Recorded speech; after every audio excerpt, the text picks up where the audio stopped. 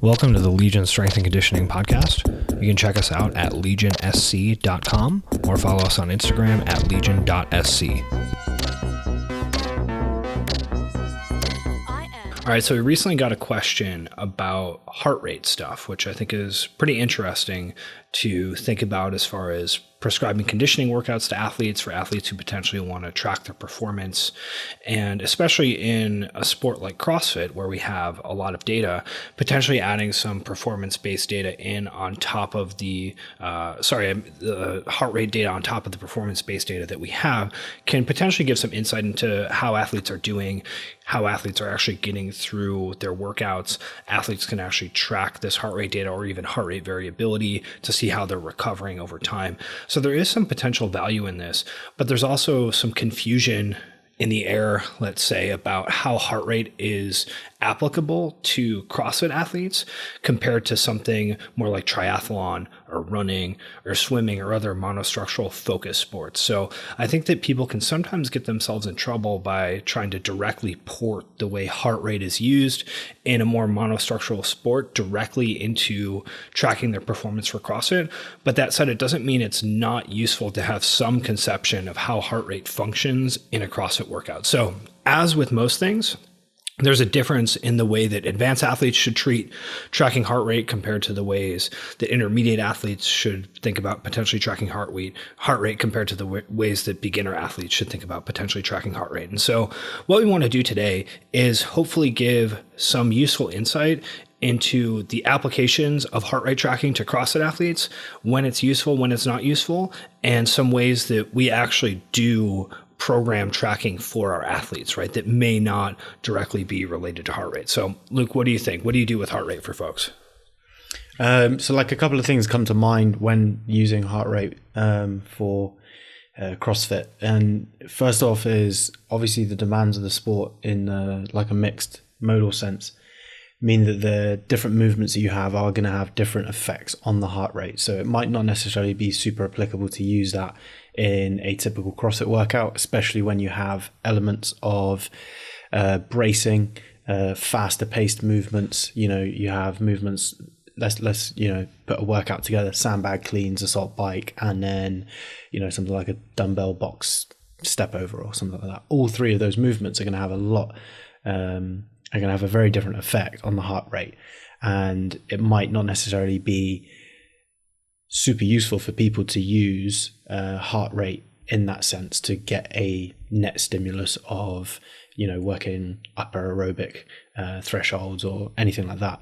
It can be useful for sort of testing, and it can be useful as a thing just to sort of observe. For example, if you're going to be, taking a new athlete on board and you put them through some like 30-minute or 60-minute time trial, it might be interesting to sort of see where they sit at with their average heart rate and where they are with their peak heart rate. It might be interesting to sort of see what the effect that, say, assault bike has compared to rowing, compared to running. I find personally that my heart rate with running just goes through the roof compared to other modalities. So there's a level of intensity that I'm able to tap into on running, which is going to be a lot higher than I'm able to go into on the row or the assault bike. And I think generally I tend to use it more for sort of observational purposes to start off with. If someone is interested in going down into using it within training, if someone is, has actually like reliable kit, something that actually is going to be giving them an accurate reading, then what you can do is you can use it and you can start to notice trends. So you might be looking at giving that individual some aerobic work to do, and you might be tracking their average heart rate through that 30-minute, 60-minute session, and then you can look over that over a longer period of time, and you could potentially see good adaptation from the actual scores and the outputs they're putting in, but then as well as that, within potentially holding a lower average heart rate through that. I think rate of perceived effort is super important within CrossFit, especially in the mixed setting, so in your typical metcons.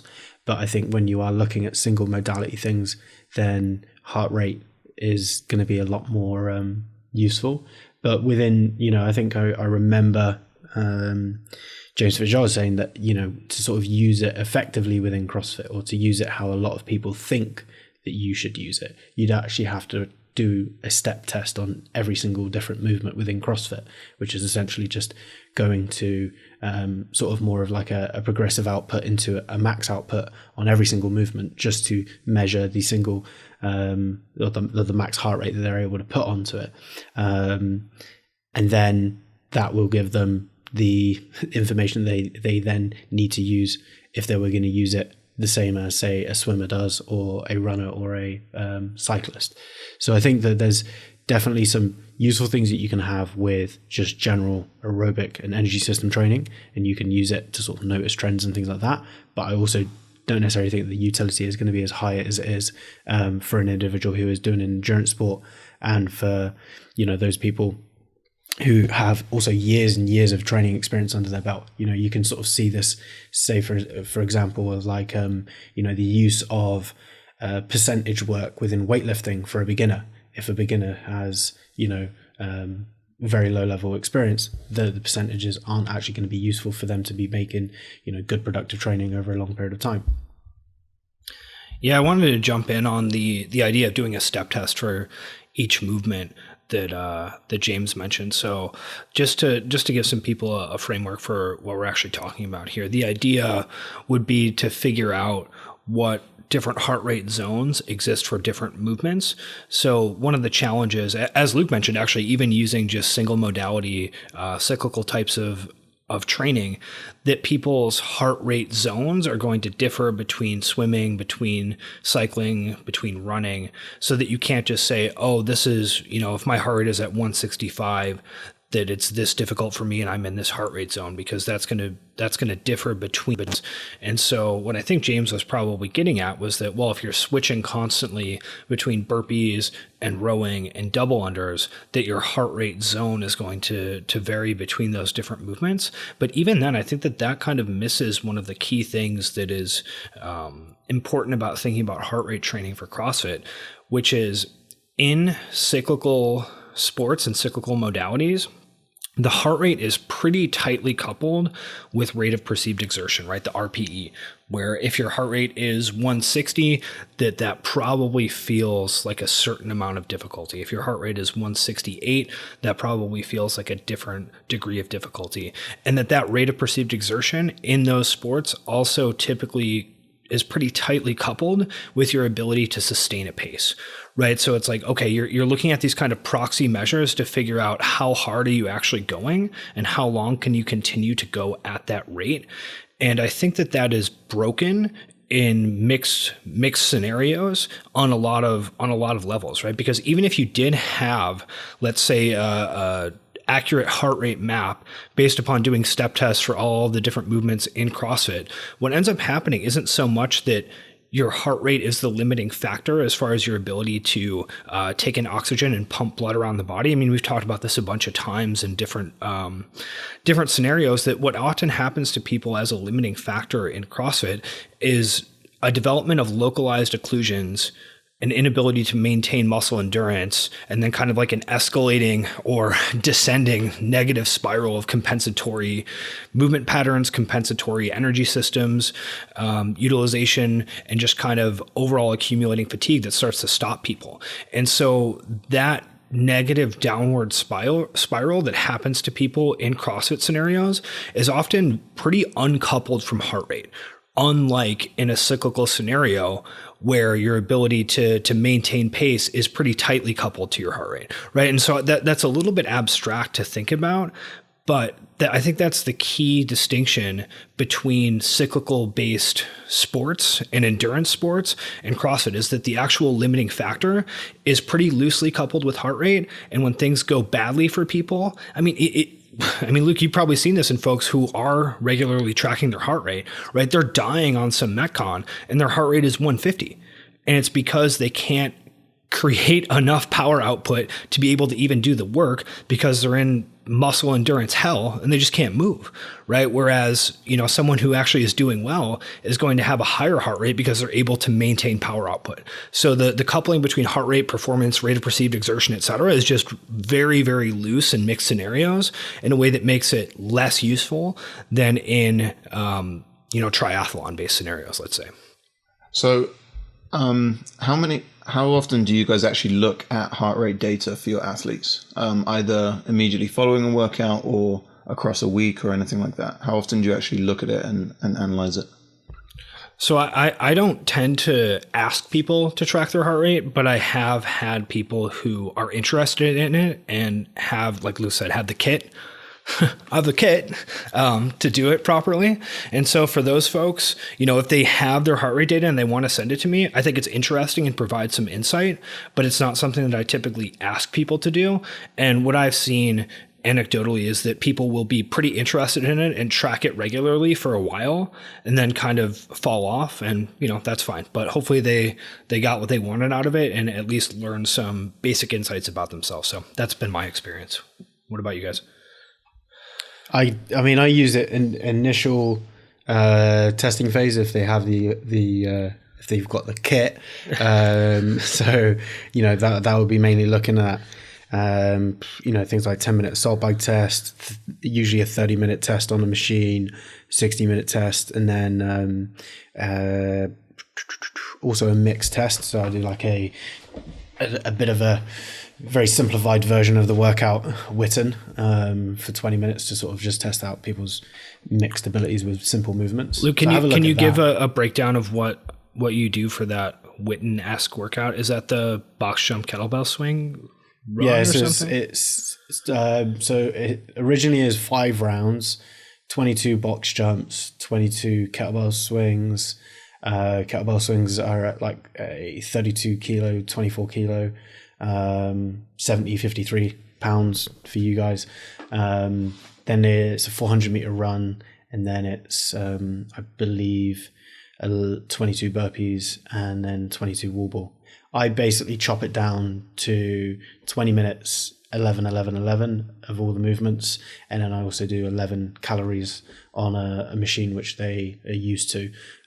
So if they use the bike, usually use the bike, but sometimes people tend to get a little bit too more like muscle endurance and local fatigue on a bike if they're not used to it. So I tend to use a row in that case. So that's just like a basic tester for like mixed fitness, you could call it. And generally those people who do pretty good in CrossFit do pretty well on that.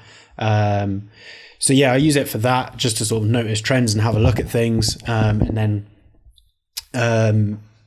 usually if they do like an AM aerobic session where they're having some targeted energy system work, or if they do a like a multiple AMRAPs at sort of an RPE of 80 to 85%, so nice sustainable pace, something like that, I will tend to get them to do it. But sort of similar to what you were saying, Todd, is that people tend to have they lean into it when they get the the information.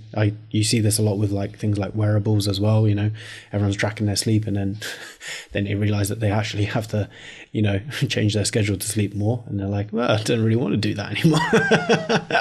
But it's one of those things where it's sort of like, okay, it can be useful, but it does take sort of consistency to do it, because I don't create any targeted training with it, which I know that some people do.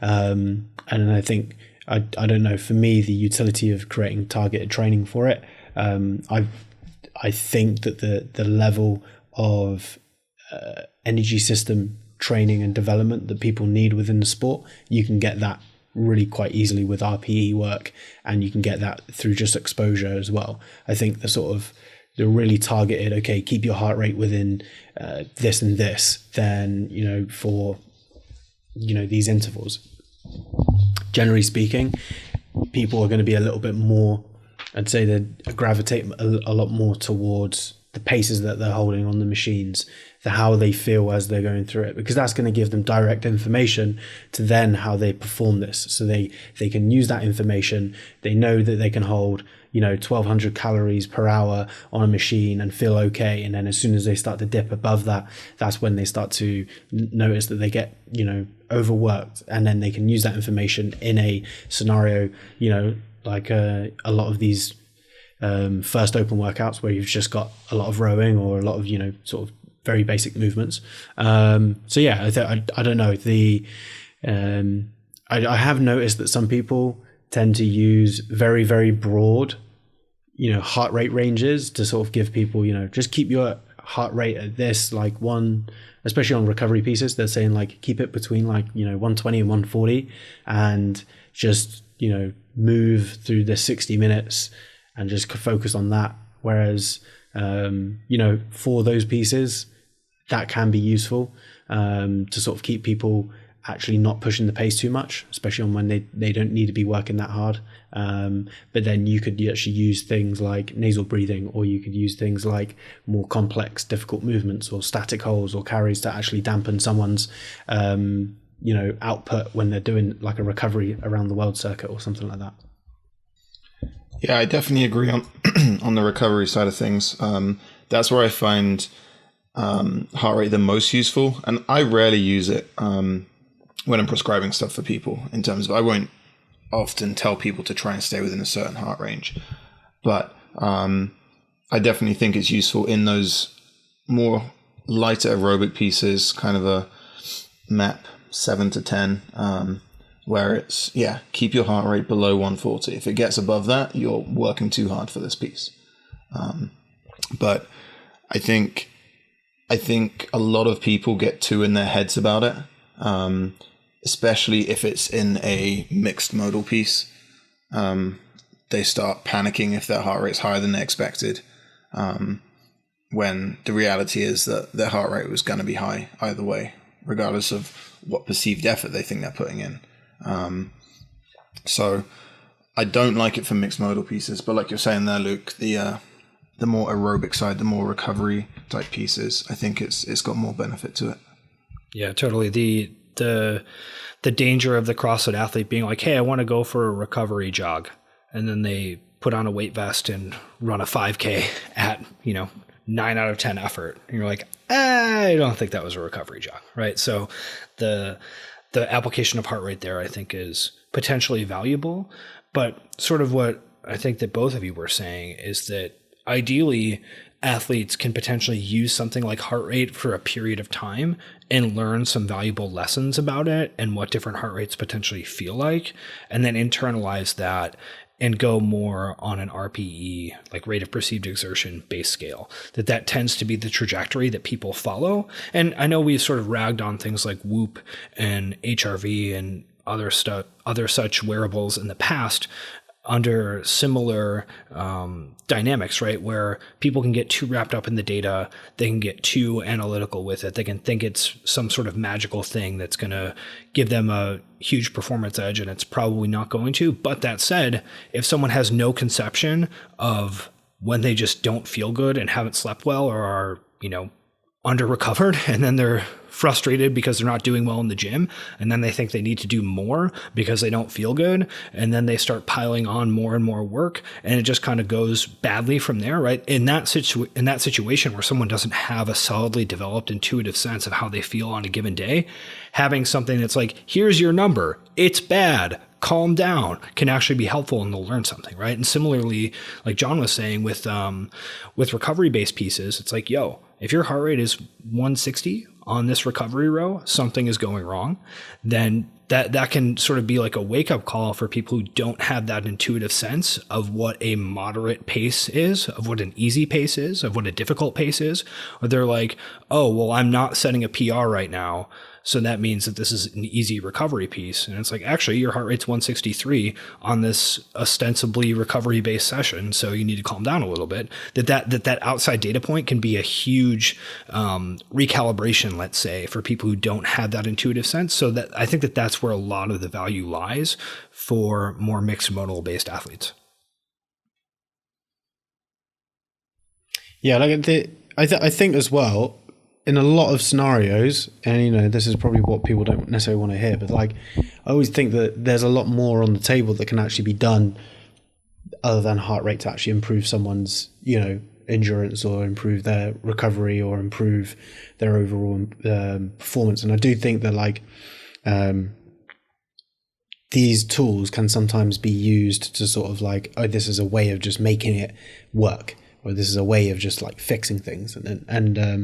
But I think the like I've definitely tracked it on like several things, during my training, and I've just found, similar to like what we were saying, that I went through phases of doing it and I found it quite useful.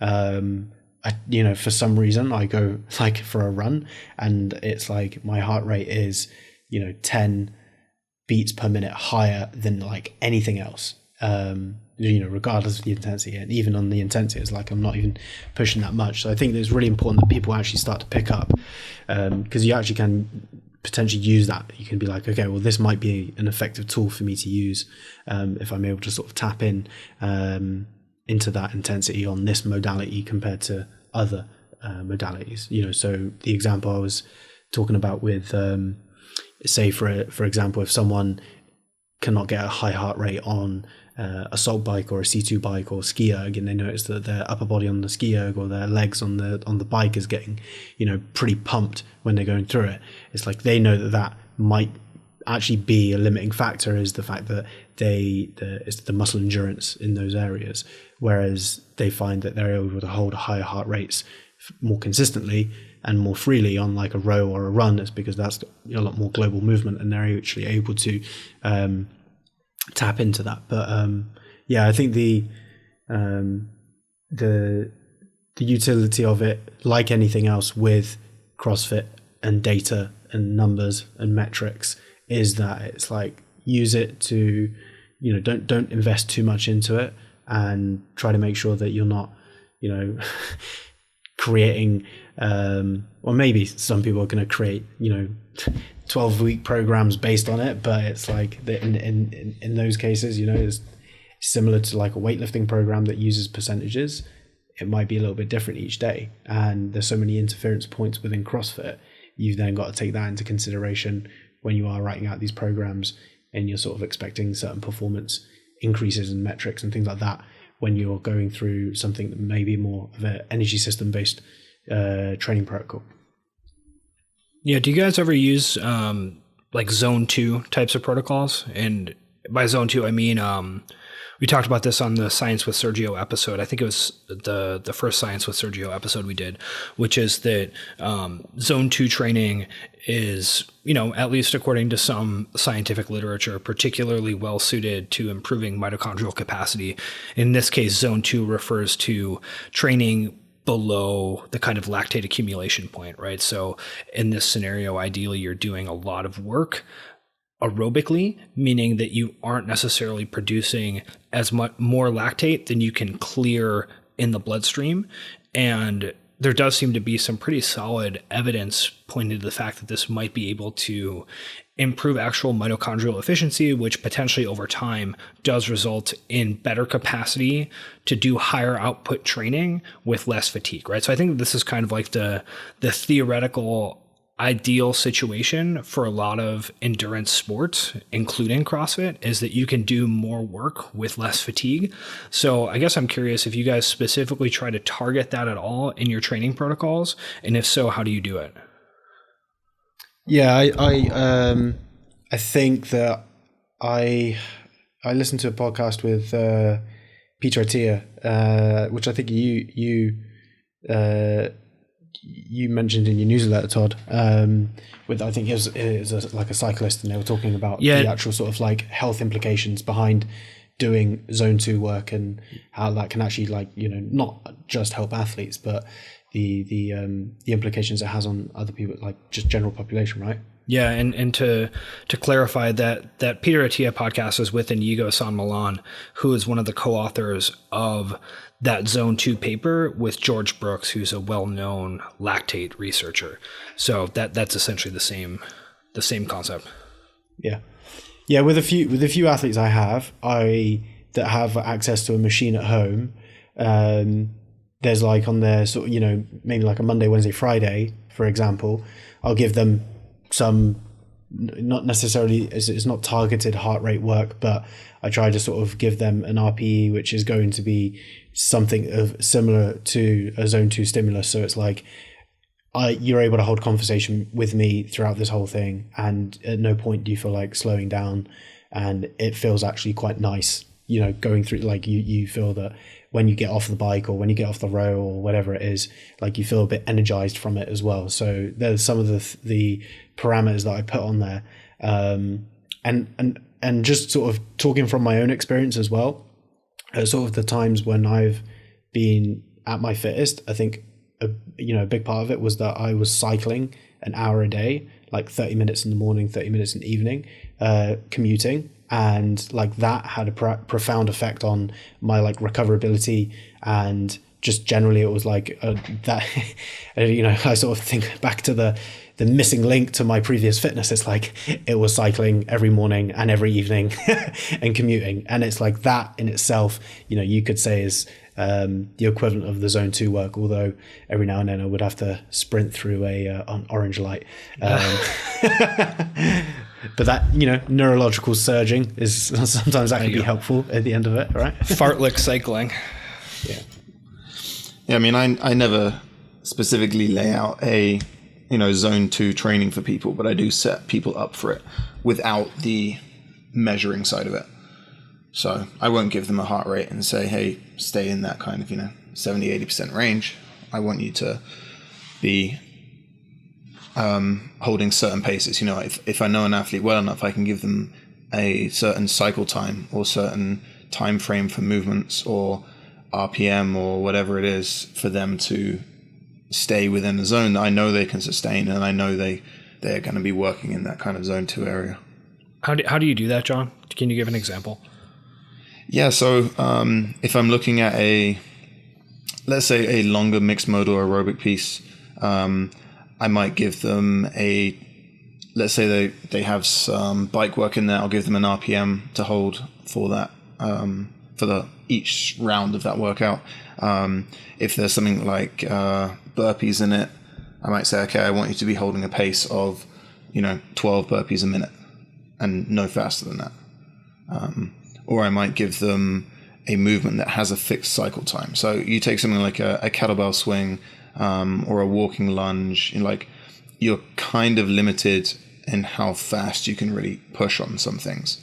You know, you take a step up onto a box. There's only so fast you can do a step up.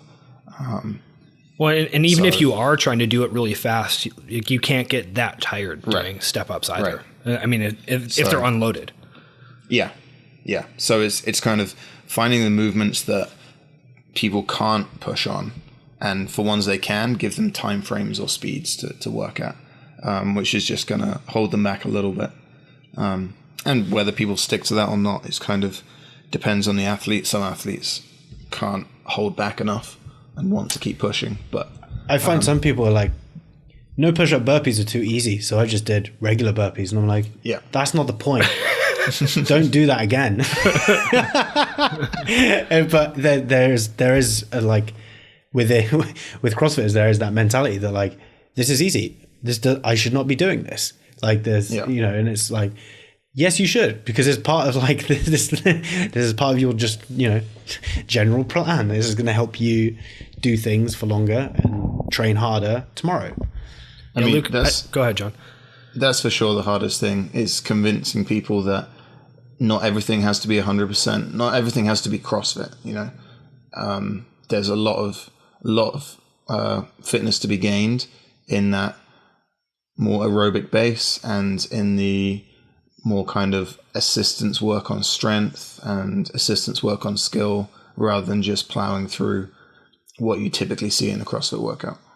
Yeah, and to that point, what I was going to say is that I think, Luke, you mentioned the idea of a lot of isometrics and carries, which I think does work well for those people who have a hard time understanding the point of doing no push-up burpees or the point of doing unloaded reverse lunges or whatever. It's like, okay, if you don't understand why we're doing that, guess what? You can do single leg wall sits, which is going to be hard and it's going to feel challenging, but it's not going to allow you to just hammer yourself into the ground on every session. I was going to say also that I think that one of the things that's important to understand as we talk about these ideas of zone 2 training, of recovery-based training, of building an aerobic base, is that within CrossFit, I think some folks can sort of swing too far in that direction of like, oh, cool, I never need to actually do hard workouts. All I need to do is build my aerobic base and do band pull-aparts and weightlifting drills. And then all of a sudden I'm going to be able to put it all together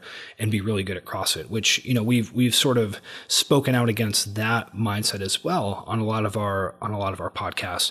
But simultaneously, we need to think about the way that training looks from a zoomed out perspective does need to include a lot of actually doing the sport. And then it needs to include a lot of going above threshold and coming back down. So I do think that another area that this type of training and thinking about potentially heart rate or just rate of perceived exertion that's really valuable for folks within CrossFit is doing hard stuff and then pulling back and recovering and then doing it again, right? So Luke, you were talking about no push-up burpees. That's something that might actually be useful for people is rather than just doing hard CrossFit workouts all the time or just doing no push-up burpees, box step-ups, and assault bike at a heart rate of 150, right? That maybe they need to do something that's pretty challenging, like let's say burpees and double unders that's hard, then they maybe need to recover while doing no push-up burpees and single unders, then rest a bit and repeat it again, right? That something like that where you're kind of going above threshold and then pulling back down is potentially a pretty valuable training tool. And from a zoomed out perspective, you can actually see that people are actually spending a lot of training time below a maximal intensity, but they're repeatedly spiking above it and then kind of recovering and coming back down. And I think we actually do see something similar in the training of high-level track athletes where there's some, let's call it disingenuous information out there about how these people are not going hard, rarely, if at all, and that their training is almost entirely in easy aerobic zones with occasional bursts of intensity. But when you look at their actual training, what they're doing is a lot of interval work and a lot of fartlek work and a lot of sort of paced up and down, escalating pace, ramp up into this pace, roll back off of it, that's what a lot of their training looks like. And it's difficult to recreate those exact environments within CrossFit. And I don't even know if that's the right thing to do, but we can create a similar scenario where people are going pretty hard, but then actually the bulk of their training session is in a more recovery-based scenario. And then they're just kind of spiking up again, pulling off and recovering. And we can utilize some of these heart rate-based concepts or some of these recovery-based concepts to recreate that. So I do think that that's another way that we might want to think about heart rate and rate of perceived exertion. Yeah, because I think there's a couple of things there because I'm sort of thinking of the sort of, you have obviously the neurological adaptations that exist when you are pushing those intensities quite hard. Whether it would be like surges within a easier recovery run or fartlek training or something like that. And then you can... And actually, sorry to interrupt, Luke, but we should probably clarify fartlek because we've mentioned that a few times and I don't think we've defined it. And that is something that, depending on who you ask, has slightly different definitions. But at least when I'm talking about fartlek training, what I'm usually referring to is the idea of mostly going at a relatively easy pace while doing something and then periodically surging throughout at higher intensities in a somewhat unstructured and unplanned way. I know people will use that term to mean a lot of different things, but that's generally what I mean when I'm referring to fartlek training. So, yeah. Sorry, go on. But yeah, I mean, this is me sort of just thinking a little bit out loud here, but like you can sort of see maybe the training session of like a CrossFitter, if they are going through something where they are, you're sort of saying that they almost have like this net stimulus of the session is looking at aerobic adaptation, but then you obviously have these spikes going on, which then potentially create the ability to go faster and to go harder, which I think is something that a lot of people, when they start to train in a little bit more of a structured way for CrossFit, I think one of the things, and I tend to have this when people go from like a blog training scenario where they're just doing more of everything, and then they go into something which is a little bit more, okay, we're going to just do less and we're going to build on this.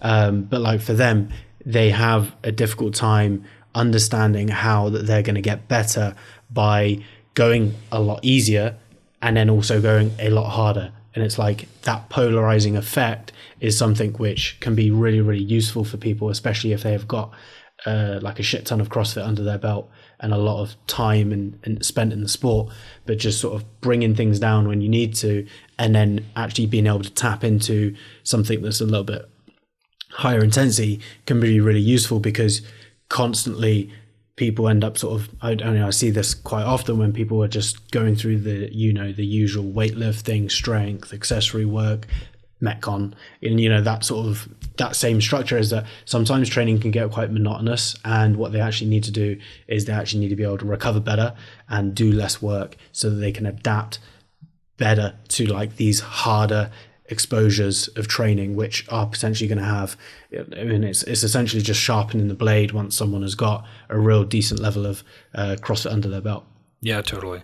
So to summarize some of these heart rate recommendations or thoughts surrounding how to utilize heart rate training, I'll try to lay out some ways to think about it and try to wrap up some of the things that we did talk about today. So I don't think that heart rate training is useless for CrossFitters, but I think that it's potentially overrated by people who are highly analytical. So especially for folks who listen to podcasts like this, usually people in this audience need to kind of calm down, back up from the data, chill out, just kind of get a feel for things and not be so fixated on achieving specific numbers or having everything be measurable and trackable, right? That's for our audience, that's probably the bias that they need to be pulled away from. So for those folks, your heart rate doesn't actually matter that much. It's not a great performance indicator or RPE indicator for a sport like CrossFit.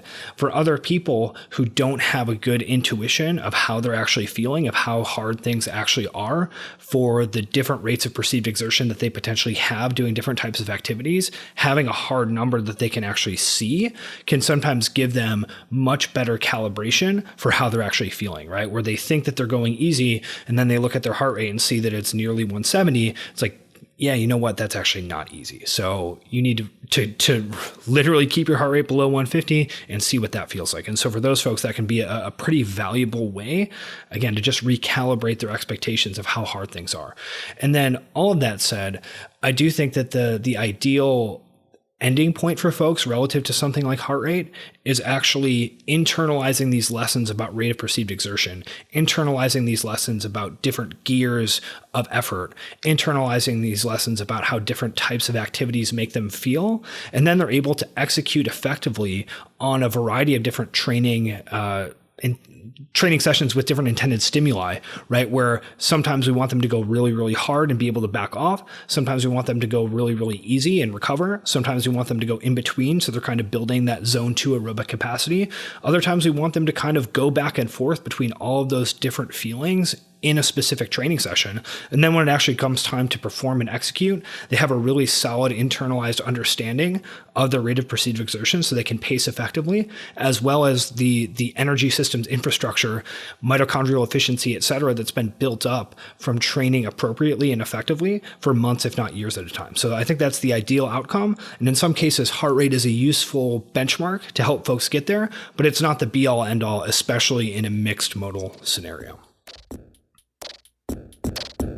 Thanks for listening. While you're here, go ahead and head over to your podcast player, subscribe to the show, give it a rating, give it a review, all that good stuff. You can also go ahead and click through to the show notes where you can find out more about us at legionsc.com and also follow us on Instagram at legion.sc.